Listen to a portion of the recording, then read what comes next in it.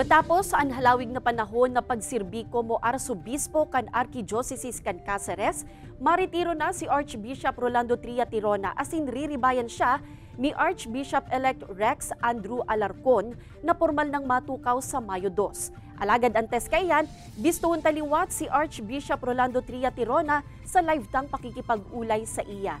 Good afternoon po, Archbishop Tirona. Good afternoon, Kay. What a pleasure to be with you.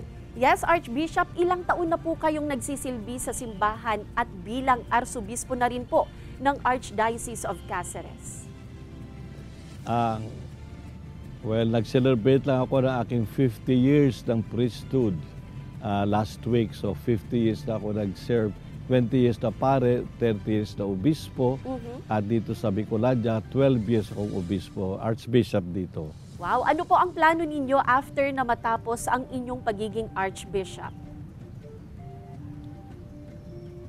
Sa come May 2, yan ang formal installation ng Bishop Designate na papalit sa akin. Ako naman ay mananatili dito sa Archdiocese of Cáceres, dito sa Bicol. Meron akong retirement home sa Pacol. No? Kaya I'm still offering my services sa mga pagtuturo, magbibigay ng retreat. Mag-retire namin sa administration, pero sa pastoral work, siyempre walang retirement yan, tuloy-tuloy yan. No? Opo, kaya, ibig sabihin salamat po. Kay Archbishop-elect Rex, sabi na, yes. Ibig sabihin, mananatili ako dito. Opo. Napili ko ang Naga, aking retirement place.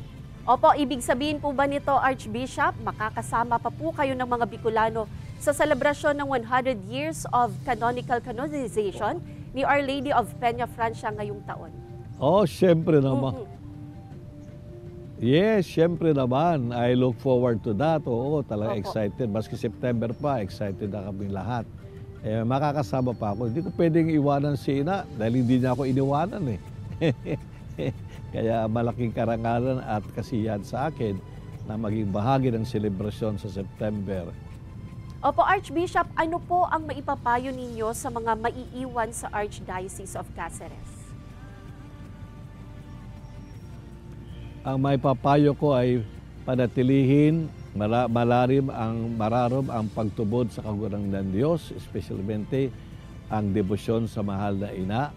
Ikaduha, nahiling ko ang debosyon ng mga Bicolano sa mga pamilya, kaya mantener ang debosyon, proteger ang pamilya, alagaan ang pamilya, napaka-importante niyan. At ikatulad, siyempre, nakikihiling ko rin sa aking pag-starting din ng 12 years na mga Bicolano talaga nagtatarabang-tabang ng sinda.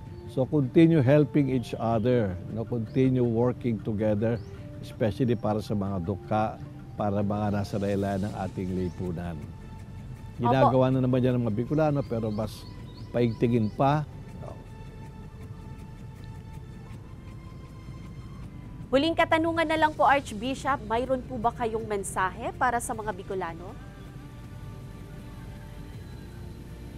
Aking mensahe, sabi ko nga, panatiling malalim ang pagtubod, ang debosyon sa mahal na ina, at higit sa lahat, ang pagmamahal sa ating kapwa. Alagaan din natin ang ating kalikasan, mayaman ang Bicolandia sa kalikasan, alagaan din natin ito.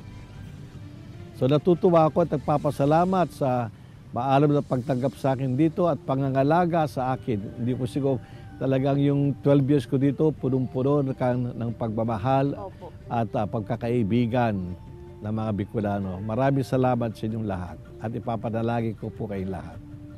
Maraming salamat po, Diyos mabalos, Archbishop Rolando Tria Tirona ng Archdiocese of Cáceres.